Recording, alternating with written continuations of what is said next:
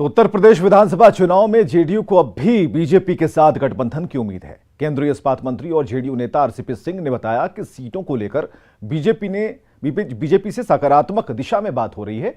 Party Uttar Pradesh में BJP के साथ मिलकर चुनाव लड़ना चाहती है। चुनाव में बिहार में एनडीए साथ लड़ा है और जो हमारा भी 2022 में उत्तर प्रदेश में चुनाव होने जा रहा है विधानसभा का, तो हम लोगों की राय है कि यहाँ भी जेडीयू एनडीए में रहकर के चुनाव लड़े और इसके लिए हम लोगों का विचार विमर्श भी हुआ और हमारी बातचीत भी भारतीय जनता पार्टी से हो रही है। और जेडीयू के राष्ट्रीय अध्यक्ष ललन सिंह ने बताया है कि अगर बीजेपी से बात नहीं बनी तो जेडीयू जल्द ही अपने उम्मीदवारों की सूची जारी कर देगा। श्री आरसीपी सिंह साहब भी आए थे बैठक और उन्होंने ये बताया कि भारतीय जनता पार्टी से बात हो रही है और शीघ्र उस पर निर्णय लिया जाएगा। शीघ्र वो भारतीय जनता पार्टी के साथ जो समझौता है उस पर वो निर्णय लेंगे। हमने कहा है कि शीघ्र वो निर्णय लें, अन्यथा हमने पार्टी के प्रदेश अध्यक्ष को अधिकृत कर दिया है कि वो सूची जारी कर दें और उनके लिए पूरे तौर पर हमने उनको अधिकृत कर दिया। गोपालगंज और बेतिया के बीच गंडक नदी में बड़ा नाव हादसा हुआ। ट्रैक्टर ट्रॉली के नदी में गिर जाने की वजह से एक महिला की मौत हो गई, जबकि 4 अब भी लापता हैं, जबकि 9 लोगों को सकुशल बाहर निकाला जा चुका है।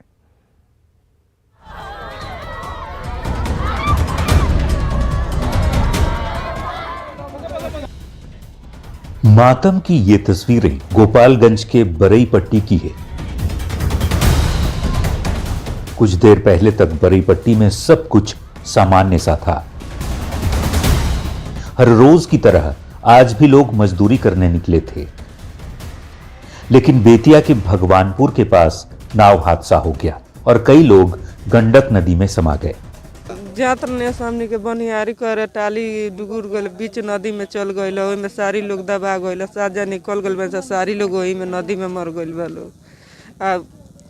किसी का लाश भी मिला है? हाँ, एक जना का मिलल बा और जनी सारी जनी ओइ में दबा गइल बा लोग टाली के नीचे, नहीं खे मिलत लाश। कैसे आप कैसे बाहर निकले? हमनी का बीच नदी में पवड़ के जात रहनी सन तो लोग ही का अलल हो गए हमरा। चश्मदीदों की माने तो बड़ी नाव पर एक ट्रैक्टर और ट्रॉली भी सवार थी। इस ट्रॉली पर कुछ लोग भी थे। ड्राइवर ट्रैक्टर का म्यूजिक बंद करने लगा, लेकिन गलती से ट्रैक्टर स्टार्ट हो गया और ट्रॉली सहित नदी में कूद पड़ा। साथ में वो लोग भी नदी में जा गिरे जो ट्रैक्टर पर सवार थे। आसपास मौजूद लोगों ने कई लोगों को नदी से बाहर निकाल लिया, लेकिन कई अब भी लापता हैं।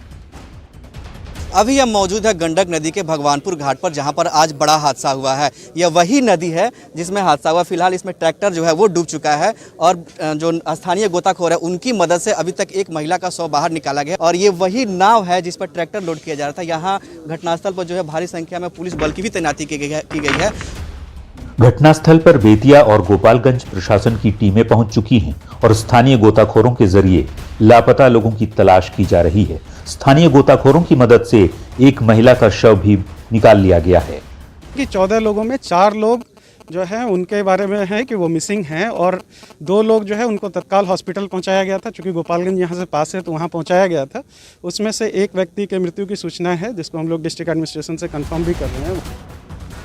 नाव हादसे के बाद बेतिया और गोपालगंज दोनों जिलों के उन गांवों में मातमी सन्नाटा पसरा है जहां के किसान और मजदूर अब भी लापता हैं। न्यूज़ 18 के लिए बेतिया और गोपालगंज बॉर्डर से संवाददाता गोविंद की रिपोर्ट। मधुबनी पुलिस ने 13 लाख के जाली नोट के साथ एक व्यक्ति को गिरफ्तार किया है। पुलिस को खबर मिली थी कि झंझारपुर के भैरव स्थान इलाके में जाली नोट का कारोबार चल रहा है और यह इलाका नेपाल की सीमा से सटा है और यहां जाली नोट छापा जा रहा था, जिसकी सप्लाई कई जगहों पर की जानी है। और इसके बाद पुलिस ने छापेमारी कर एक व्यक्ति को गिरफ्तार किया, जिसके पास से जाली नोट, कंप्यूटर, प्रिंटर और कई तरह की स्याही बरामद की गई। पुलिस इस बात का पता लगाने में जुटी है इस गिरोह से और कौन कौन लोग जुड़े हैं। वो व्यक्ति एक कामत नाम का व्यक्ति है जिसे पकड़ा भी गया, जिसके पास में लगभग 13 लाख रुपए बरामद भी हुए हैं। प्रिंटर मशीन, 2 प्रिंटर मशीन और साथ ही साथ कलर वलर भी उसके साथ बरामद हुए हैं। इसमें मुख्यतः ये देखना है कि हम लोगों का जो बहुत लंबा बॉर्डर यहाँ पर पड़ता है नेपाल से, और इस तरह के ऑपरेशन पूर्व में भी हम लोग के द्वारा छोटे मोटे पकड़े गए हैं, लेकिन एक बड़ी खेप है और इसको हम लोगों को अंतिम जड़ तक जाना होगा। नालंदा जिले के सोहसराय थाना क्षेत्र के छोटी पहाड़ी में जहरीली शराब पीने से 13 लोगों की मौत के बाद जिला प्रशासन घरों में नोटिस चिपका रहा है। पहले अतिक्रमण कर बनाए गए घरों पर नोटिस चिपकाया जा रहा है। साथ ही यहां घर बनाकर रह रहे लोगों ने कैसे जमीन अर्जित की, पहाड़ पर कैसे घर बनाया, कितना परिवार रह रहे हैं और बिजली और पानी का कनेक्शन कैसे इन्हें मिला, इसकी जांच हो रही है और इसके लिए 4 अलग अलग टीमें काम कर रही हैं। घटना के बाद इलाके में सभी सरकारी कार्यों पर रोक लगा दी गई है। नोटिस चिपकाने के साथ पुलिस की टीम एक एक घर की तलाशी ले रही है और यह पता लगाने की कोशिश कर रही है कि किन किन घरों में शराब बनती थी। दे दिया गया है। जैसा कि अभी हाल फिलहाल में जो घटना हुई है उससे एक बात स्पष्ट हुआ है कि कुछ हॉटस्पॉट्स बन गए हैं और वहाँ पे सरकारी ज़मीन को ही अतिक्रमण करके शराब से जो संबंधित गतिविधियां हैं वो लोग करते हैं। तो सबसे फर्स्ट एक्शन ये होगा कि उन सभी घरों को चिन्हित करना और चिन्हित करने के बाद उन पर अतिक्रमणवाद पब्लिक इंक्रोचमेंट एक्ट के तहत इनिशिएट किया जा चुका है।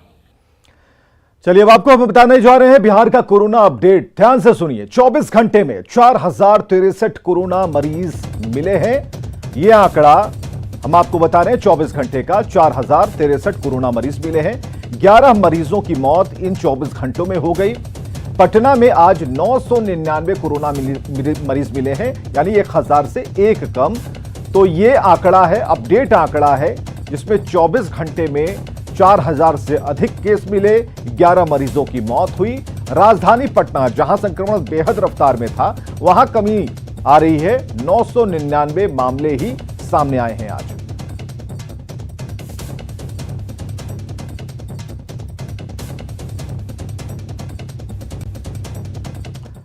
बिहार में शीतलहर और कड़ाके की ठंड से जनजीवन अस्त व्यस्त है। जिला प्रशासन और नगर निगम की तरफ से शहर में कई जगहों पर अलाव का इंतजाम किया गया है।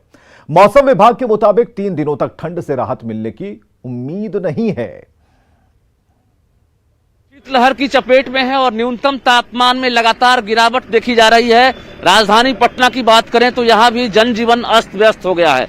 ऐसे में शाम ढलते ही जहाँ लोग घरों में दुबक जा रहे हैं, वहीं जो खासकर गरीब तबके के लोग हैं उनकी परेशानी बढ़ जाती है। ऐसे में जिला प्रशासन और नगर निगम की तरफ से अलाव की व्यवस्था कराई जा रही है और देखिए कि हर जगह जिला प्रशासन की जो टीम है गाड़ी लेकर निकल रही है और यही गाड़ी है जिस पर लकड़ी लदे हुए हैं।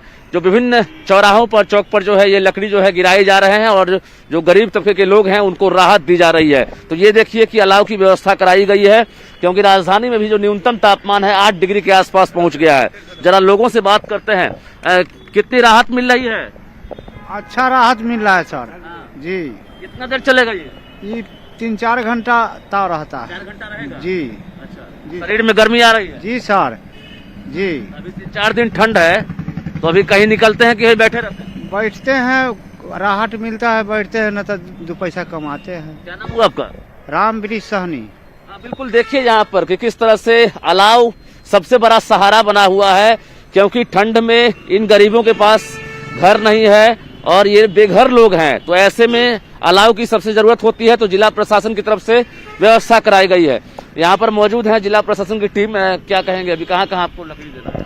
अभी शहदपुर मोड़ पे जाना है, पूरे गांधी मैदान अभी एरिया में पूरा करना है। नगर निगम जितना ही रैन बसेरा उस जगह पे देना है।